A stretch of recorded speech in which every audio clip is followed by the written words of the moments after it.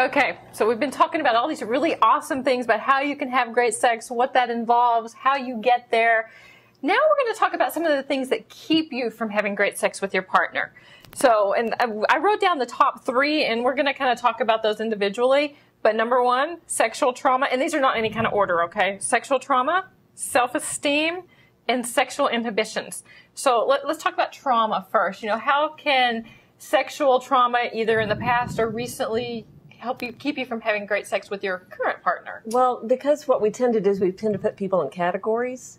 So what happens is that we'll see, okay, say I was abused by a man, then I'm going to see... Why are you pointing at me? Men. Well, because you happen to be a man. You happen to be a man. I'm a very nice guy, though. Yes, Dude, it is lightning so bad.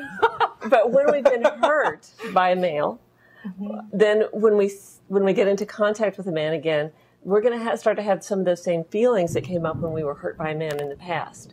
They may not even be consciously part of our awareness, but on a like a systemic kind of level, then it brings up those feelings, and so we're going to be more reactive, more sensitive, more. We might have shame, we might have a terror, we might have pain, we might have all kinds of things that are under the surface that will keep us from being able to be in the moment.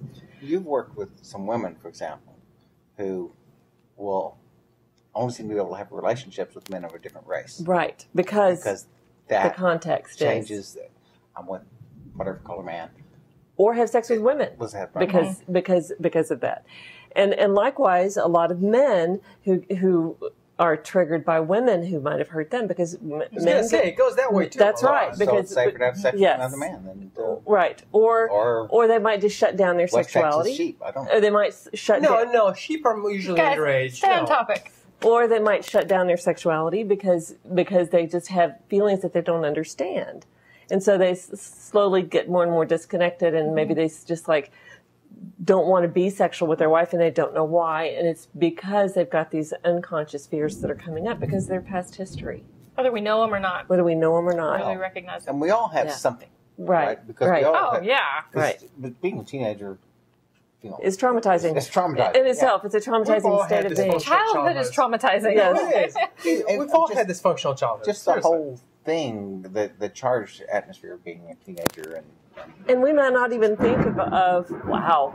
We may not even. If the storm sirens go off, guys, we're leaving. Okay, so we may not. The camera, we're just gone. We may not even think about what has happened to us as being traumatic. So much for going out to dinner. But yet we still have all these feelings around it, and it's affecting our relationship in the present. There's a lot of stuff that happens that you don't think of as traumatic at the time, but it changes how you see things. Right. If you scraped your knee on a certain slide, that kind of slide is always going to be a problem for you. You know, it's just that we have these reactions. We're always trying, as human beings, we're trying to put things into boxes.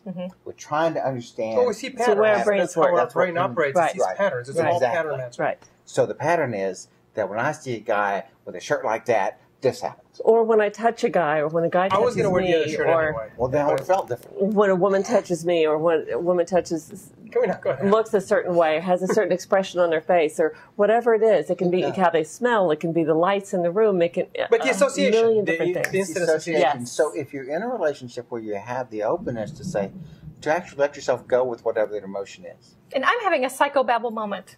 Okay.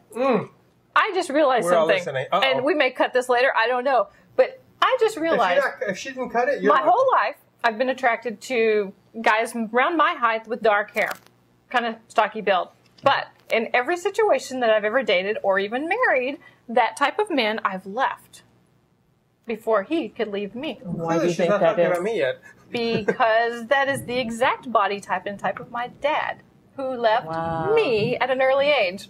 And we can say this stuff doesn't mean anything and we're above it. That's why Dan and I are going to be together, because he's so not my type. I swear from the beginning, she's like, we have nothing in common. I was like, we'll be together forever. I have no baggage. Right. You're so beautiful.